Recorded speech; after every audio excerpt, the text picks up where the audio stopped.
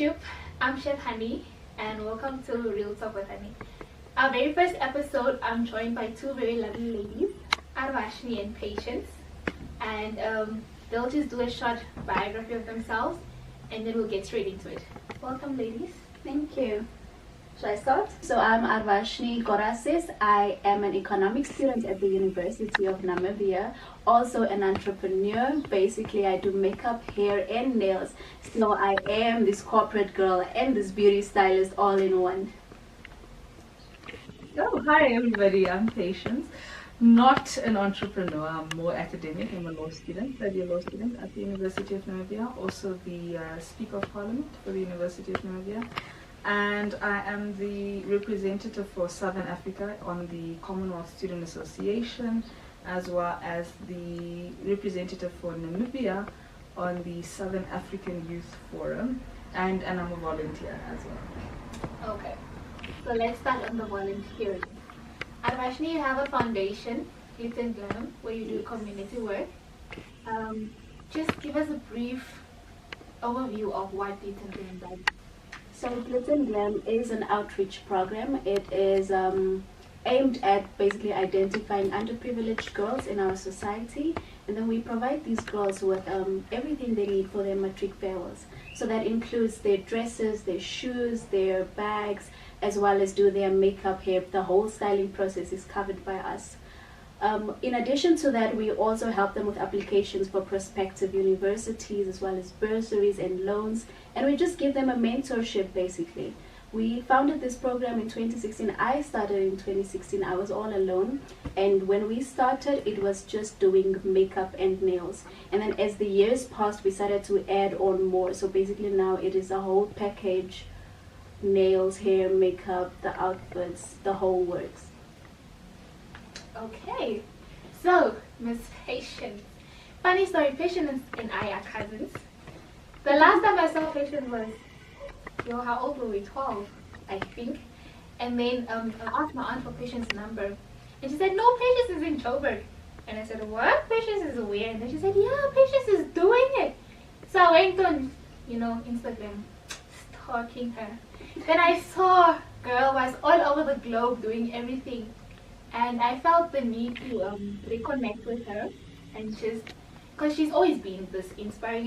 You always have that one cousin. That one cousin. Really? Patience was that one cousin. So yeah, she's always been that inspiring person for me. And then at 2018, I think with Thelma, I saw you guys were doing this outreach also. Yeah. What is that, and what is the volunteering part of what Patience does? Yeah, it's twofold really. I think the first part is the organization that I volunteer for. So that organization is called Change One's Life, and essentially we feed, we clothe, and we educate. And so how the type of information that we get is really proactive in terms of creative projects that we want to do. We look at what the volunteers want to do, blanket donations. On Africa Day, we do paint day, etc. But it's also really informed by what is happening on the ground. So as an organization, we don't run an orphanage at all, but we partner with orphanages, and we do it on a project by project basis. So we'll identify different orphanages, and we'll see what the specific needs are. We'll see if they need toilets, we build them a toilet. If they need aftercare facilities, we build them an aftercare facility. If they need food, toiletries. So it's really informed on the basis of what's happening on the ground, but also just proactively what we would think we would want if we were in their position. And that's on the side of Change One's Life. But with Thelma, and I think that's the one you're referring to, we just decided to because I'm from Kobabas originally, and we just decided to go out into the outskirts, identify needs of those communities, go to the corporate sector, lobby for funds to get those needs, and lobby for any sort of assistance that we'd need for those people, be it books, be it crayons, pencils, toiletries, and we went to collect that, and that was sort of a one-time project. But the organization that I'm really volunteering for, and that is really making progress, also started in 2016, is Change One's Life, which is, it's a UK-based charity, but we operate in Namibia, we operate in Mozambique, we operate in Angola, in South Africa, and we're just trying to branch out and grow in all of those countries. So what I'm getting from a lot of what patients say is, global phenomena. I'm actually getting back to, you said you're an economics student, right? And then you are a beautician. Passion versus career. How do you balance the two, and what made you decide on studying economics and then being a beautician on the side? Okay, so in high school I had the science field, so which is weird for me to go take on economics, but economics was my choice subject in grade 11. And then basically I was looking at all the subjects I had in high school, and I was like, if I had to follow a career, which subject would I take on? And economics was that one. It involves money, it involves spending, it involves choices. It's so interesting. And I decided that grade 11 year that I am going to do economics. And I applied for economics, matric came, I applied, and everything was done. My love for makeup started that October after National exams. Yes, after the exams. My aunt came back from the UK, and she came with so much makeup. And she was just like, there's so many girls in this house, you guys can use these things. And I just started there. YouTube, I started on YouTube. I started with nails first, and then I did the makeup. And my makeup was horrible, guys. My brows were horrible.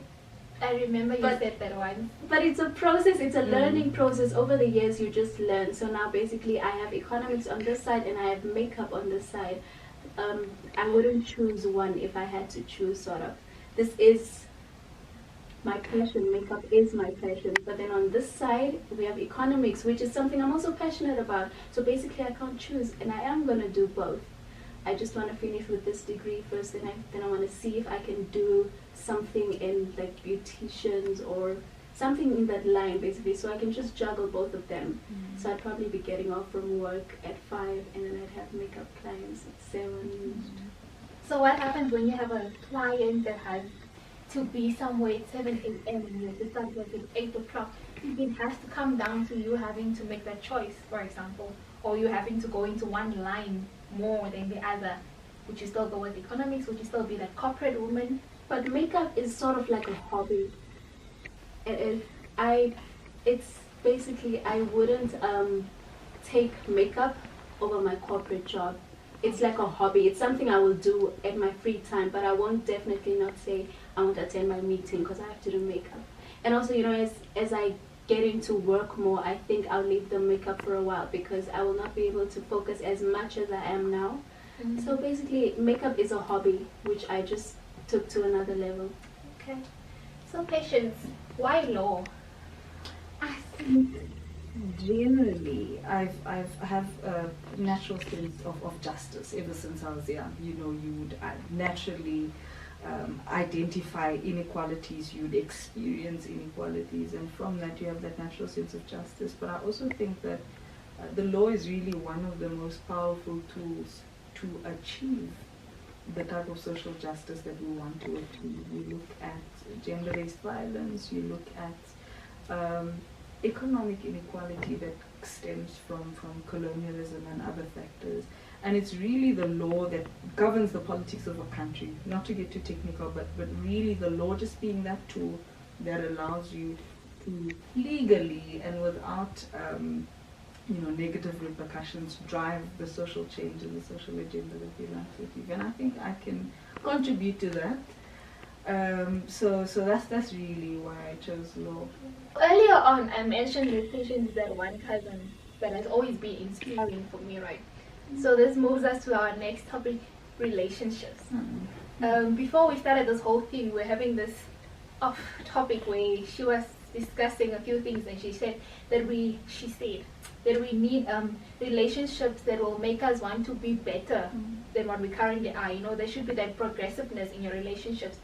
So not speaking of the romantic relationships, but relationships in general, your friends and the people that you surround yourself with.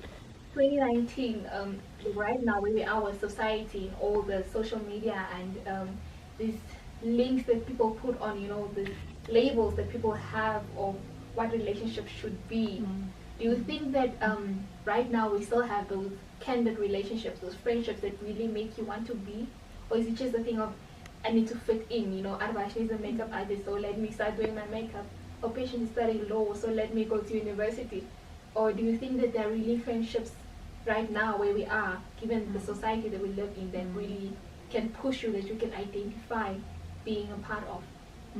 I think the first thing really is recognizing that societal pressure will always be there. Be it in fashion, be it in friendships, be it in relationships, even in families. Very competitive, they'll always be there. So that's recognizing that thing. And the second thing is recognizing that friendships, relationships, everything is strategic. You know, friendships are strategic in terms of building your personal growth. Friendships are strategic in terms of building your professional network.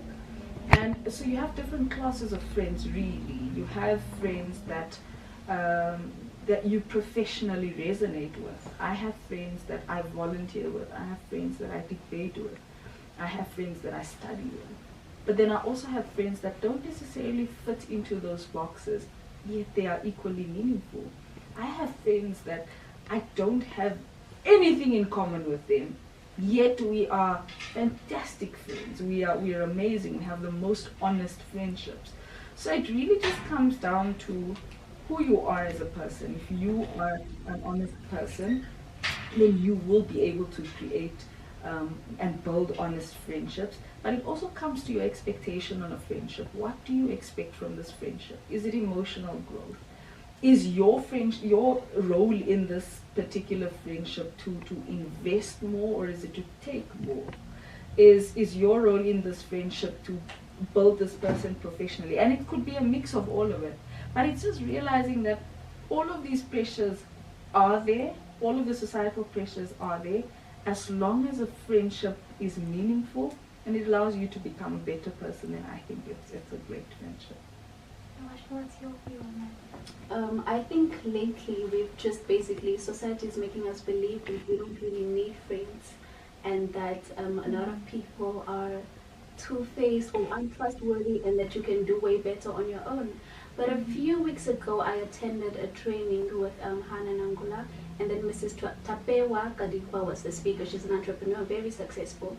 And she said, in life, you need 3 types of friends. She said you need a way maker, a burden keeper, and then what was the third? You need your way maker, your burden keeper, and your queen maker. So the burden keeper is the one person that you go to when you need to cry, when you need to talk, and you know that this person will be there to dry my tears, to dust me off, to pick me up, without telling the whole world that, oh, I was there when she was down. So that is your burden keeper. Then your way maker is that one person that will always be there to make a way for you, basically. If she's attending a huge meeting and they need someone to, you know, cook, or then she'll be like, honey, I know honey, you know, let me make a way for her. That is, yes, you need, whether we believe it or not, you need a way maker in your life.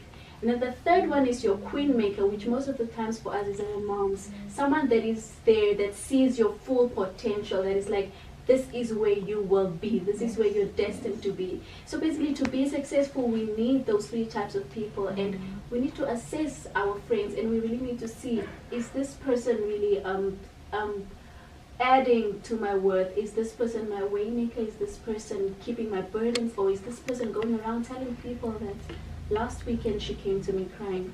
So basically, I just feel like we really need to assess our friends and see the value that they add, and not only they add, what are you to her? Are you her burden keeper? Do you get what I'm saying?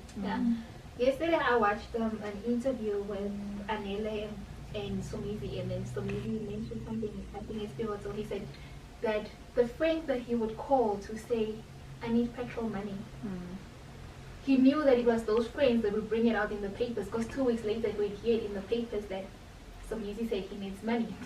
And then it brings me to, and those were actually the friends that were the closest to him, and also the friends that he, or not friends, the people that he had romantic relationships with. So like in romantic relationships, there is this thing where people believe that, you know, we should be equally yoked. You know, like I, for example, am a chef.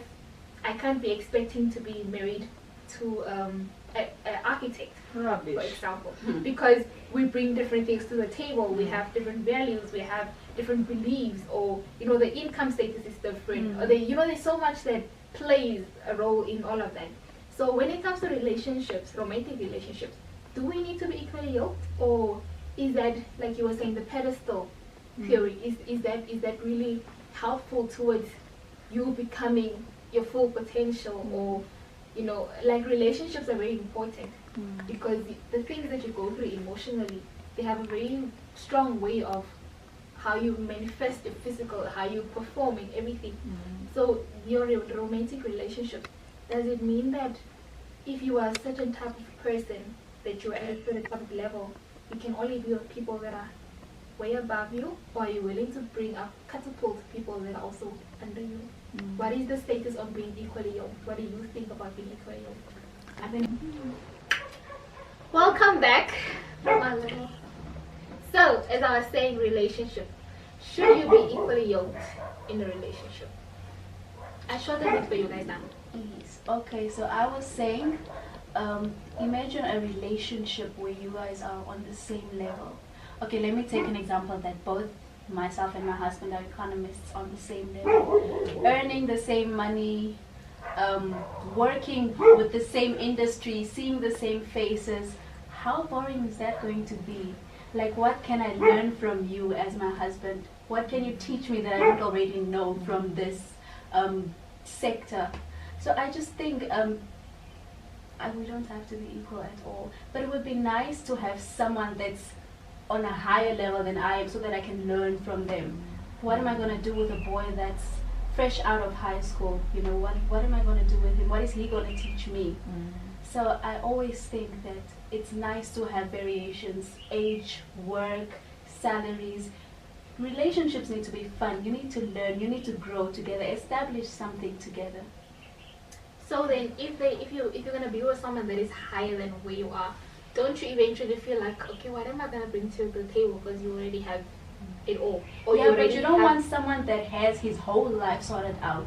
Imagine someone that's rich, that's successful in his career, in his life, spiritually, emotionally, his everything.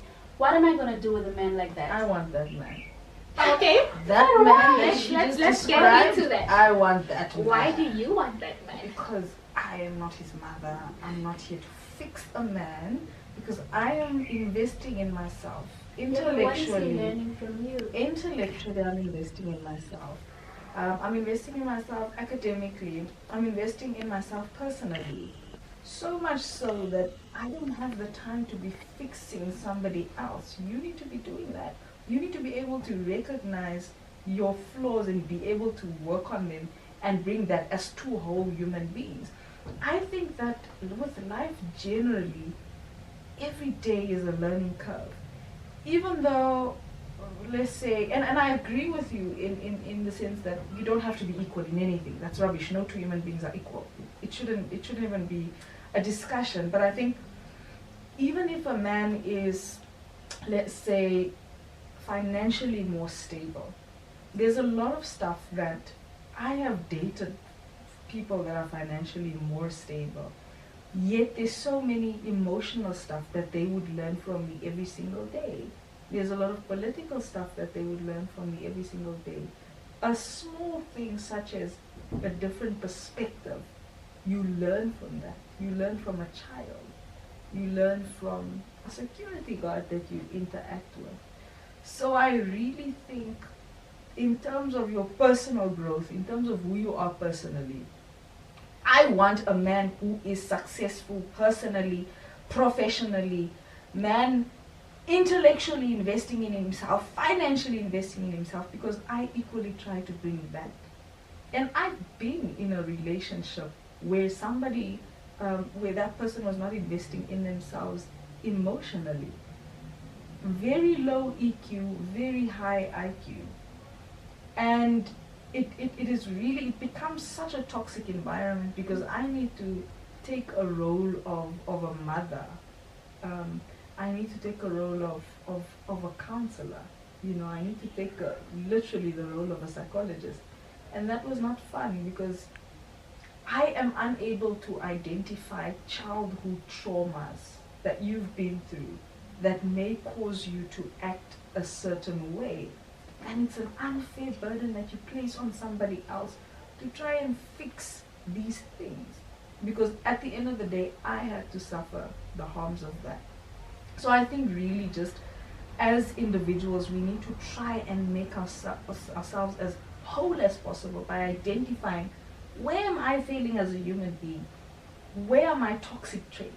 Because you know, you must be able to, you know, do some introspection and just identify where am I also toxic? And what are you doing to actively deal with those toxic traits that you have to enable your environment to be safe for somebody else? And not only physically safe, emotionally safe, financially safe. So really, I want that. So you want a man that is fully established. Well, Everything. A to Z, he has to get his together. Is that what you're I saying? don't think anybody is ever really fully established, but prospectively, they should be established. Okay. You should know that this person has a plan for their lives in terms of their emotional growth, in terms of their financial growth, in terms of their political growth, if that is an aspect. But you need somebody who has their things in order. It may not be where you want it to be, but you must be able to manage your affairs now.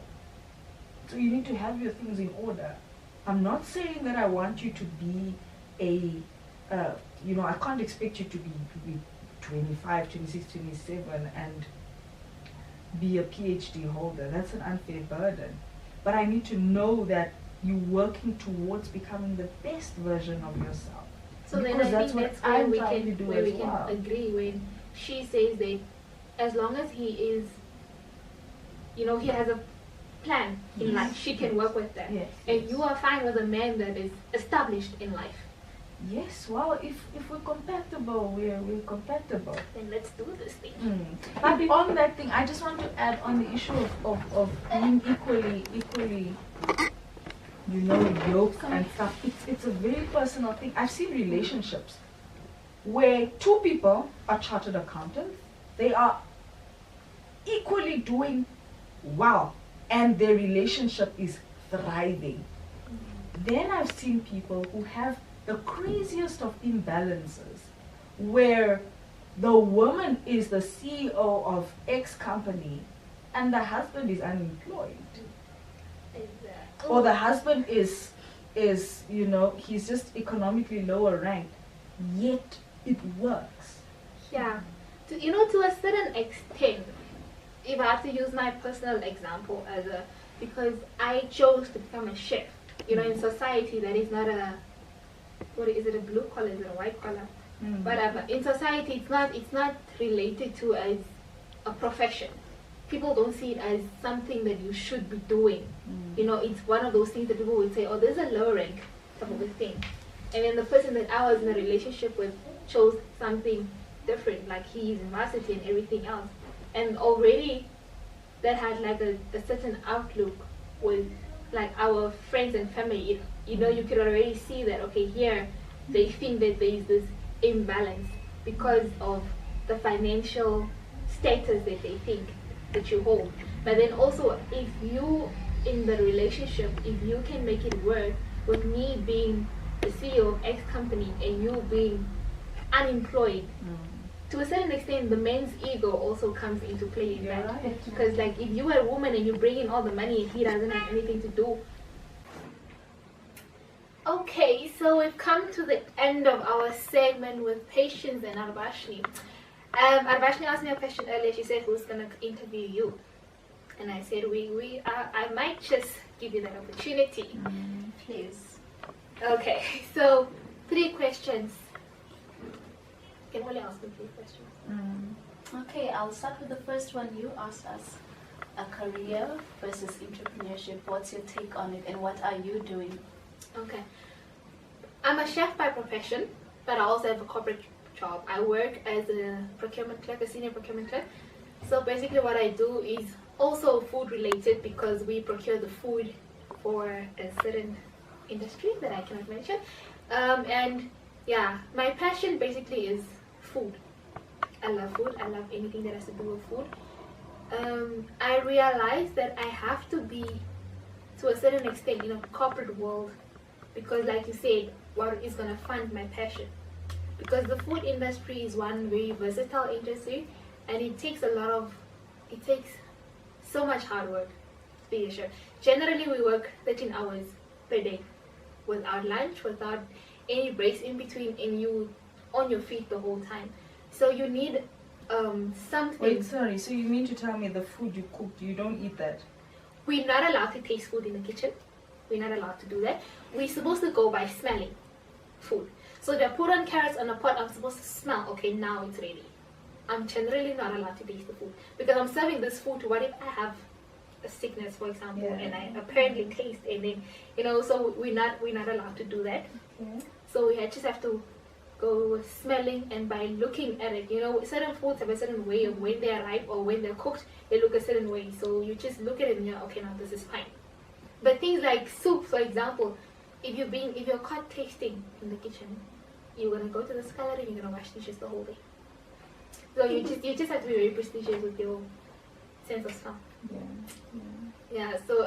So right now I'm corporate, but I also do a lot of outside service with my business, Dariva Restaurant.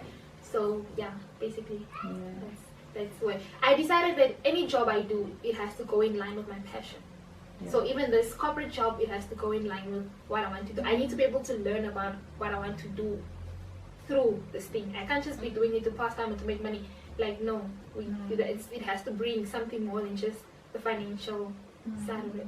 I want to know, sorry for interjecting, but I want to know what are your plans for the future, for the next year, for the next 5 years? What is it looking like in the life of Chef Honey? Okay, so I want to be on a global stage.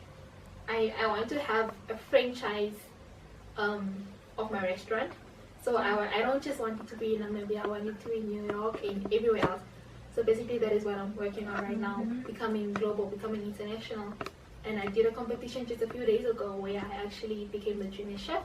So internationally, I want to be acclaimed as an international chef. I want to be global. My restaurants, bistros, whatever Chef Honey has to do has to be global. Anything else? Your personal life, what is it looking like? Is there a Mr. somebody? No? Yes? Maybe? Wedding bells soon. You see, these two ladies, I did not even ask them you're so established. You're doing fantastically well in your professional life. There must be somebody behind all of this, you know, just supporting you. You see how unfair this is. I didn't ask them about a Mr. And a Mr. But here they want to know about my Mr. We just want to know if there's someone. We don't have to know about him specifically. Is there someone special? Of course. Oh, okay. Next question, guys. But yeah. What do you do for fun? I mean, what does a typical day for Honey look like? I mean, obviously you have your formal job and you have cooking and all of that, but what is a typical day? Just run us through a typical day of Chef Honey. Typical day is me sleeping. No, basically, what do I do for fun? Cook. What do I do for fun? That is a good question. I don't know. Because I think I've become so accustomed to building myself and establishing this career and wanting to be this person that I've put so much focus into it that I have forgotten that there's more to life than just this professional or this woman that I want to become. But I don't. What do I do for fun? What do you do for fun? What do I do for fun? Well, typical day really comprises of school. Right after school, I'll run to the gym. Right after the gym, I'll tutor my child. Not my biological child, but my child that I tutor, who I teach study methods. And I would come back, write a bit if there's anything to write about, read the news, just get a recap of what has happened during the day on an international, national scale, and sleep. You know, really. But there's never a fixed day, because on this day you have a panel discussion here, on this day you have student parliament to run, on this day you have a marathon to run. But patience. And what do you do that for fun? sounds like Like building your what? brain. Exactly. What? No, that's That's not. fun. That's Okay, Do you building go patience. swimming? Do Go- you you do go- like go- listening do you to have live lunch? music? Okay, what we did the other night, that's what I do for fun. I like hosting people. Yes. I love Okay. having people over and cooking for You're them. a good hostess. Yeah, that's what I She do is, for and fun. she cooks fantastically amazing, delicious. Yeah, you guys are good to host. We should do a game exquisite night with food. you. We should. We did a game night at so. But really, yes, I do hang out with my friends sometimes. Bertha, a good friend of mine, she's in China now, so I don't do biomarkets with her anymore on Saturday mornings. But hiking is fun, I guess. It's really fun. Marathons, they're fun. Patience, no. Yes, no, I do no. marathons. How Really is that fun? We do it for Friend, fun. we don't want to sweat for fun. Want to? Not that I know what I do for fun, but that doesn't sound like fun. That's where the misinterpretation comes in. It's really fun, and it's rewarding. It's fun and it's rewarding. And yes, I wish I could play an instrument. I can't. Can you sing? No, Can you sing? I can't sing. Well, Why do you do that? I have the ability to sing, but I don't have the most angelic voice. Let's If I can put it that way. But yes. you can always learn an instrument. Yeah. I'm not interested really. But you would love to. have my kids learn an instrument. No, I think I would You love. can live your life with I your would, kids. I would love being Yeah. able to know how to play an instrument, but I'm not going to put in the work. So now you're gonna make your kids play an instrument. Yes, Because should. it's something It you builds wanted. character. It builds character. Then you play an instrument. No. They should. It builds character. I read a tweet. I read a tweet the other day that actually said, you know, sometimes you must promise your kids a holiday to Disneyland and then just go drop them by the farm and leave them there for the holiday, because it builds character. Or you should just lock them out of the house sometimes when they come home late.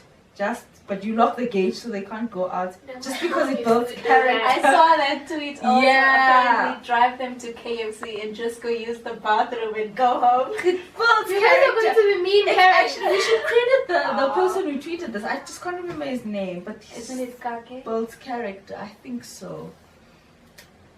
And actually, what do you do for fun? Because patience fun don't sound fun. What do I do for fun? Except for doing book of makeup. That is number one fun, just so we put it out there. But I like to bake. My free time, I love to bake.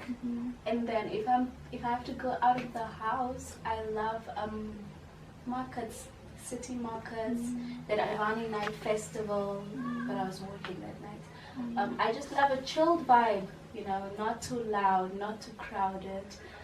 Eat, drink, just have a good time, a good conversation. Drink the wines. Mm-hmm. Alright, so if there's nothing else, then I guess this is the end of it for our first Real Talk episode. Unfortunately, due to unforeseen circumstances, Why are you speaking like this? let's just put it out there. We will not be cooking today. However, I still owe them. We came hungry. His patience is always hungry. You came hungry. I came hungry. So when the chance comes for them, Yes. we will most definitely do something. Real talk.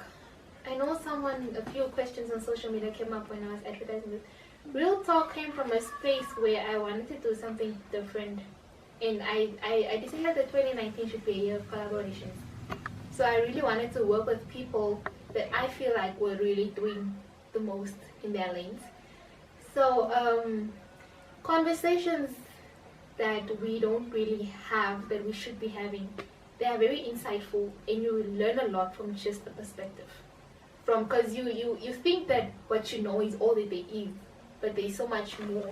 So I hope that by watching this, you will learn that people have different opinions, and that's okay to have an opinion, and it's just the right thing to respect people's opinions. Doesn't mean that you should apply it to your life, but just know that it's not always just what you know. That you shouldn't have this, donkey vision of just what you know. So for our next episode, we'll be joined by equally intelligent and enthusiastic ladies and gentlemen. I hope that you'll tune in, and until next time, that is from us, Real Talk. Thank you.